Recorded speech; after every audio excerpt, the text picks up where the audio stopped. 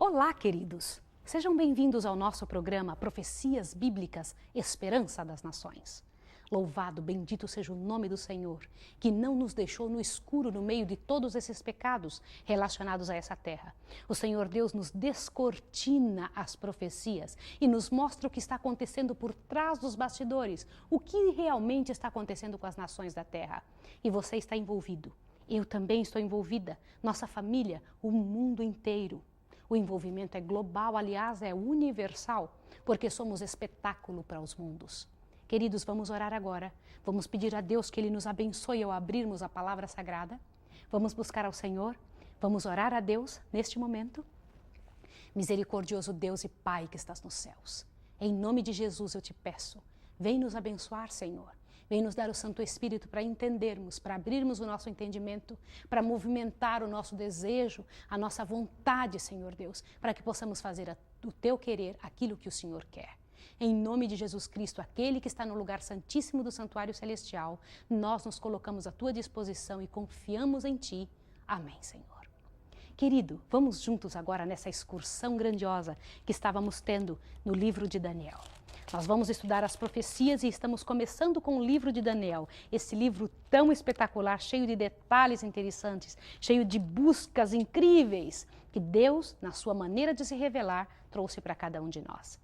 Você se lembra que Daniel estava tendo uma visão? Ele teve a visão no capítulo 8 do livro de Daniel, sobre um carneiro e um bode. Lembra disso? E que o anjo disse que o carneiro era os reis da Média e da Pérsia. E que o bode, aquele bode peludo, era quem? Era a Grécia. E disse também que dos 4 generais que iam surgir da Grécia, ia aparecer um reino pequeno chamado Chifre Pequeno. Este reino faria luta contra o príncipe dos príncipes, se engrandeceria contra o rei dos reis e tiraria o que se faz dentro do santuário celestial e tomaria o lugar dele. Lembra-se disso? Mas enquanto Daniel estava tendo essa visão, houve alguma coisa interessante. Ele viu 2 anjos conversando. E estes 2 anjos, ao falarem, diziam para o outro o que está em Daniel, capítulo 8, verso 13. Depois ouvi um santo que falava a outro e dizia um ao outro: até quando durará esta visão do sacrifício contínuo e da transgressão assoladora para que seja entregue o santuário e o exército para serem pisados? Verso 14, e ele me disse, até 2.300 tardes e manhãs, e o santuário será purificado. E Daniel, ao ouvir aquilo, vê o anjo Gabriel vir até ele e dar a entender toda a visão. Mas não chega no finalzinho e ainda diz mais um detalhe a respeito dessa visão da tarde e da manhã. Quer ver o que é? Veja no verso 26. A visão da tarde e da manhã, essa é a voz do anjo dizendo: a visão da tarde e da manhã que foi dita é verdadeira. Tu, porém, cerra a visão, porque só daqui a muitos dias acontecerá. Como que é possível algo nesse sentido? De que maneira que isso é possível? Daniel ficou angustiado, porque ele terminou o capítulo dizendo: eu não entendi a visão. Como que pode algo assim?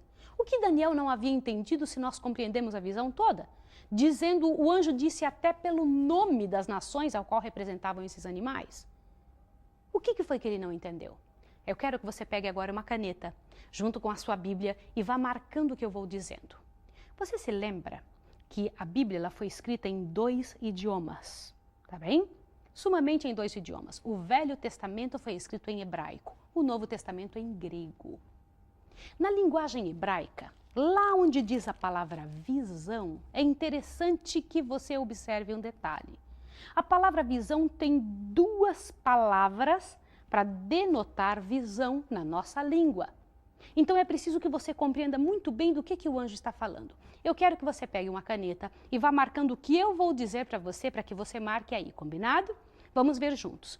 Ali no capítulo 8, verso 1, aparece no 3º ano do reinado do rei Belsazar, apareceu-me uma visão a mim, Daniel, depois daquela que apareceu no princípio. No original da Bíblia, esta palavra visão está escrito ali no original como Chazon, C-H-A-Z-O-N, Chazon, assim como se fala, tá bom? Eu quero que você coloque aí uma setinha marcando Chazon. E aonde eu for dizendo para você, você vai colocando como eu disse, tá bem? Eu quero que você vire a página agora e dê uma olhadinha no verso 13 do capítulo 8. Ali também aparece a palavra chazon. Lá no original está escrito, nessa palavra visão, o original é chazon, tá bem? Então agora observe mais um detalhe para que você possa compreender. Aqui, aonde diz no verso 15, a palavra visão outra vez, ali novamente você escreva chazon. Você vai dizer, mas Maísa, mas tudo está escrito chazon? Observe que coisa interessante. No verso 16, já não aparece mais a palavra chazon, mesmo que na nossa língua esteja escrito visão. Lembra-se que chazon é visão da mesma forma? Observe bem isso agora, dê uma olhadinha. No verso 16, Gabriel dá a entender a este a visão, mas no original está escrito maré, M-A-R-E-H. O que significa isso?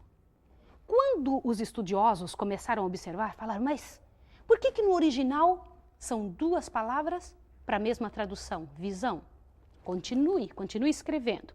Mais na frente um pouquinho no verso 17, entende, filho do homem, porque esta visão se realizará no fim do tempo. Aqui essa palavra visão no original é chazon. Mais avante, você vai encontrar agora no verso 26, quando o anjo fala a última vez com Daniel, o seguinte: a visão da tarde e da manhã que foi dita é verdadeira. Tu, porém, cerra a visão, porque só daqui a muitos dias se cumprirá. Você vai agora colocar duas palavras diferentes, traduzidas as duas por visão. A visão da tarde, a maré da tarde e da manhã que foi dita é verdadeira. Tu, porém, cerra a chazon, porque só daqui a muitos dias se cumprirá. Aí Daniel, no verso 27, explica para nós o que é que ele não estava entendendo. Eu, Daniel, estive enfraquecido e enfermo alguns dias. Então me levantei e tratei dos negócios do rei. Espantava-me como a maré e não havia quem a entendesse. Por que em algumas partes visão é maré e em outras a visão é chazon? Você vai dizer, mas eu não quero saber destas coisas relacionadas à língua hebraica. Mas se você não compreender isso, você não sabe o que ele queria dizer com isso e nem mesmo o anjo. Lembre que foi uma linguagem usada pelo anjo. Queridos, agora você vai entender o que significa uma palavra e a outra. A palavra chazon no hebraico significa visão como um todo, o capítulo inteiro, a visão completa. Maré é só uma parte da visão. Esclareceu a sua mente agora? Deu para você compreender? Daniel havia entendido uma parte da visão, só que havia um pedaço que ele não havia compreendido. O que é que está sendo dito aqui para Daniel? Como é que isso está sendo mostrado? Interessante, ele ficou chateado, incomodado, porque ele não tinha entendido uma parte da visão. Queridos, se você não estudar com cuidado a Bíblia, você comete esses erros. Daniel tinha entendido sim uma parte grandiosa, só que não tem entendido tudo. A parte das 2.300 tardes e manhãs, ele não havia entendido. Agora vamos entender o que é uma tarde e o que é uma manhã. Vamos lá? Abra sua Bíblia em Gênesis. Essa linguagem de tarde e manhã foi usada a primeira vez por Deus. Quando Deus trabalhou com Moisés para que escrevesse o livro de Gênesis, ele dividiu o tempo nesta mesma forma. Dê uma olhada no Gênesis, capítulo 1, e você vai estudar comigo esse detalhe agora. Veja bem. No princípio criou Deus os céus e a terra. Lembra que nós estudamos no nosso primeiro estudo este princípio, como é que foi? Continua lendo. A terra era sem forma e vazia, e havia trevas sobre a face do abismo. E o Espírito de Deus pairava por sobre as águas. Continua lendo. Disse Deus, haja luz, e houve luz. E viu Deus que a luz era boa, e fez separação entre a luz e as trevas. Chamou a Deus luz dia, e as trevas noite. E que mais? E houve tarde e manhã, o primeiro dia. Uau! O que você acabou de descobrir? Deus, ele faz diferente de nós. Uma tarde e uma manhã, não estou falando a parte da tarde e uma parte da manhã. Para Deus, a parte escura é chamada de tarde. Sabe quando a gente fala bem assim, eu cheguei muito tarde? Você chegou na parte da tarde ou você chegou bem de noite? Quando fala amanhã, amanhã é a parte clara do dia para Deus. Uma tarde e uma manhã é um dia completo. Veja que interessante, o que foi que você acabou de descobrir? 2.300 tardes e manhãs são 2.300 dias, 2.300 dias, certo? Agora eu quero que você volte lá em Daniel 8, porque você vai descobrir algo interessante a respeito desta profecia que Daniel não havia entendido e que o anjo tinha dito, é para o tempo do fim. Olha o que diz aqui. Como que a gente entende esses 2.300 dias? Fala, 2.300 dias dá pouco mais de alguns anos, é mesmo? Então veja na linguagem bíblica, na linguagem profética, o que isso quer dizer. Vá na sua Bíblia em Ezequiel, capítulo 4, vá lá em Ezequiel. Ezequiel um pouquinho antes de Daniel, você vai encontrar o livro de Ezequiel, que é outro livro profético. Ezequiel, capítulo 4, o verso 6. Olha o que Deus instrui que seu povo faça relacionado ao tempo na profecia. Olha o que ele diz. Quando tiverdes, já encontrou o capítulo 4, verso 6? Faça isso, porque você precisa ter essa certeza. Lembre-se que nós estamos estudando profecias. Profecias têm que ter a significação que a Bíblia dá para ela na própria profecia. Vamos ver juntos. Quando tiveres cumprido estes, tornar-te-á a deitar-te sobre o teu lado direito. Levarás a maldade da casa de Judá 40 dias. Um dia te dei para cada ano. O que é isso? Um dia por ano. O que você acabou de compreender? Querido, querida, 2.300 dias na profecia é igual a 2.300 anos. Toda vez que você ouvir falar em dia na profecia, você está ouvindo Deus se referir a ano. Então, 2.300 dias são igual a 2.300 anos. Então, o anjo está dando aqui um prazo, um tempo para o sacrifício contínuo, para a assolação desoladora. Volta lá para Daniel, para que você possa ver, para que você possa entender. Começou a ficar muito interessante, não é? Olha o que diz aqui em Daniel 8, verso 13. Até quando durará a visão do sacrifício contínuo, da transgressão assoladora, para que seja entregue o santuário e o exército a fim de serem pisados? Agora olha a resposta do anjo. Até 2.300 tardes e manhãs, ou seja, até 2.300 anos, e o santuário será purificado. Uau! O que Daniel poderia entender disso? Que coisa impressionante! Queridos, as profecias estão destinadas a nos dar maior compreensão e maior fé. Quem compreende a profecia consegue sentir-se cheio de fé, compreender que Deus tem um plano para ela, um plano para este mundo, um plano para este povo que vive aqui, para você e para mim, para os seus familiares. Por que 2.300 anos? O que Deus queria dizer isso? Quando começaria esses 2.300 anos? Quando terminaria? Tem alguma coisa a ver com a purificação do santuário? Mas, queridos, observem um detalhe. Na época de Daniel, aonde estava o santuário? Eu quero lhe comentar um detalhe. Lembra-se que Nabucodonosor havia destruído o santuário do povo de Israel? Nabucodonosor invadiu 3 vezes Jerusalém. Na primeira vez, ele levou cativo Daniel e seus companheiros e os príncipes. A segunda vez, levou mais um número grandioso do povo, porque o povo judeu começou a se revoltar. Ele foi lá e fez a segunda invasão no povo de Israel. Na primeira vez, lembra que ele tinha levado os objetos do culto sagrado? Lembra quais eram os objetos? Os objetos de ouro de dentro do templo de Deus? Na segunda vez, quando o povo se rebelou, ele levou Jeremias junto, este profeta Jeremias que está aqui na Bíblia. E a terceira vez? Na terceira vez, Nabucodonosor entrou em Jerusalém e acabou completamente com o templo, acabou com tudo, e o povo ficou sem nada. Portanto, durante todo o tempo que Daniel menciona aqui a sua vida, trabalha com os reinos, fala a respeito da sua vida nesses reinos, Daniel não tinha o templo. Lembra por que era que ele orava 3 vezes por dia? Tinha os horários onde ele procurava orar 3 vezes por dia ao Senhor Deus Eterno. Lembra-se disso? Nós estudamos isso lá no capítulo 6 de Daniel, quando ele foi jogado na cova dos leões. Está lembrado? Pois é, meu amigo, não existia templo. O templo tinha sido destruído. Eles não tinham onde levar o cordeiro. Eles tinham que fazer todas as suas orações, todo o seu culto pela fé, porque não tinham um local físico para que eles pudessem oferecer sacrifícios. E Daniel estava preocupado, Senhor, quando é que nós vamos acabar com esse problema? E o anjo dá essa data, 2.300 anos. Será que eles iam ficar tanto tempo sem um templo? O que será que o anjo estava querendo dizer quando explicou esse tipo de situação? Queridos, há coisas muito grandes para serem aprendidas, para serem ensinadas nessa profecia. Quando você compreende essa verdade, quando você entende as coisas como Deus esperava que você entendesse, quando você compreende a realidade do tema bíblico e de toda essa extensão da verdade de Deus, a sua vida começa a mudar. A sua visão começa a mudar. Veja que Deus é detalhista e muito detalhista. Deus trabalha com a linha do tempo completa, com os detalhes do que Ele gostaria que o povo entendesse. Ele não esconde as verdades do seu povo. Ele não esconde as verdades daqueles seus escolhidos. Abra sua Bíblia em Apocalipse 1. Dê uma olhadinha que coisa interessante, o que Deus espera que seus filhos entendam a respeito da profecia. Dê uma olhada. Isso é importante você saber para entender por que você tem que chamar toda a sua família, todas as pessoas que você ama, todas as pessoas que você conhece. Quanto mais gente souber, menos pessoas serão enganadas. Quanto mais gente souber, mais você poderá estar envolvido de forma positiva na vida das pessoas. Dê uma olhada em Apocalipse 1, perceba bem.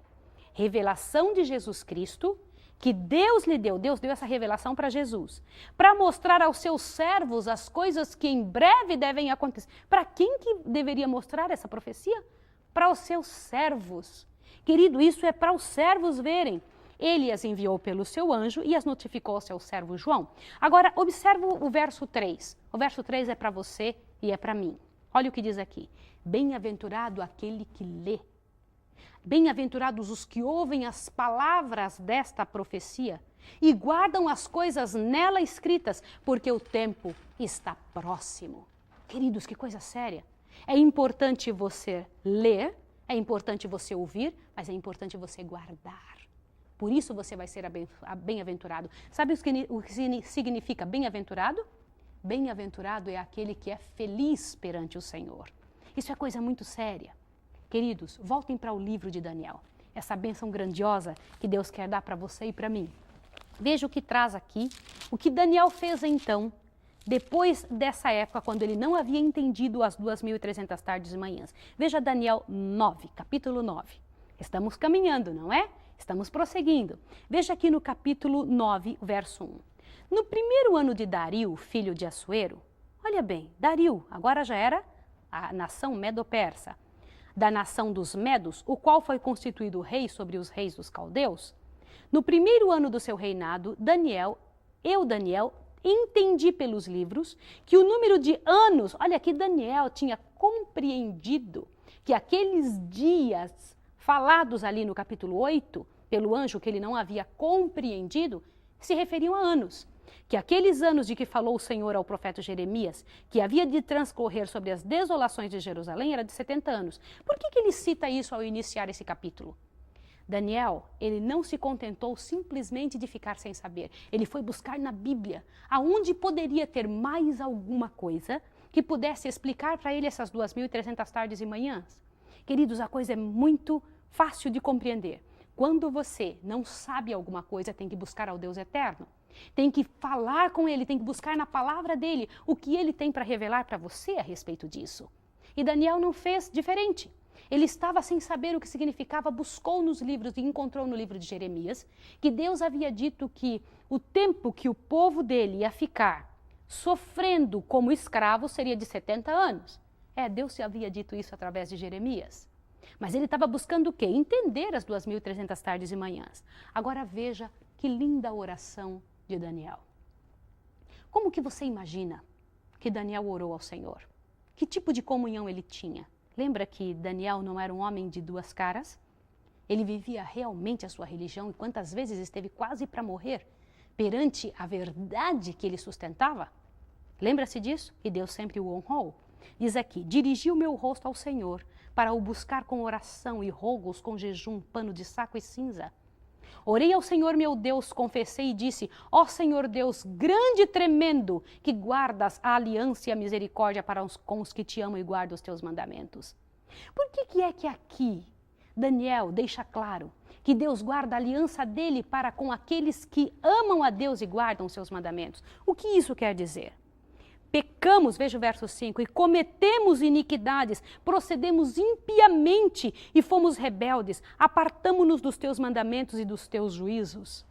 Daniel está reconhecendo que o fato deles estarem sendo escravos foi culpa exclusiva deles, do povo. Só que Daniel se coloca junto com isso, não acusa quem quer que seja. Ele não se volta para alguém e diz assim, foram eles, Senhor, que fizeram mal a ti.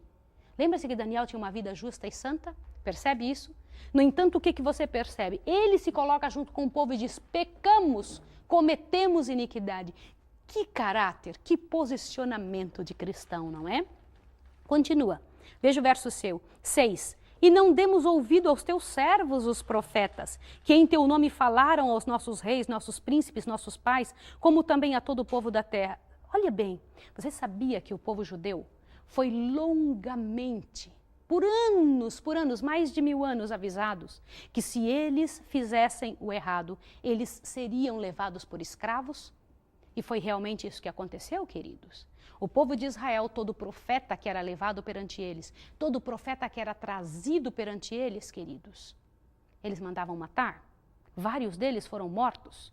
O profeta Isaías foi cerrado pelo meio, porque vinha e falava: vocês estão cometendo iniquidade, estão fazendo o que é errado perante o Senhor, estão cometendo o que Deus pede que não cometa, estão transgredindo os mandamentos. E eles não queriam ouvir e mandavam matar os profetas. E na verdade eu quero lhe dizer algo. Todo aquele que se posicionar nessa terra para falar a verdade, o próprio Jesus disse, todo aquele que se posicionar a favor da verdade será caluniado, judiado, massacrado, maltratado, e muitos foram levados à morte. Por que não você? Preste atenção nisso, como é séria essa situação. E que mais? Veja o verso 7. A ti, Senhor, pertence a justiça, mas a nós a confusão de rosto, como se vê nesse dia. Aos homens de Judá, aos moradores de Jerusalém e a todo Israel, aos de perto e aos de longe, em todas as terras, por onde tens lançado por causa das transgressões que cometemos contra ti. Você vê que Daniel reconhece abertamente que o que eles estavam passando era um resultado das transgressões. E assim é conosco, irmãos.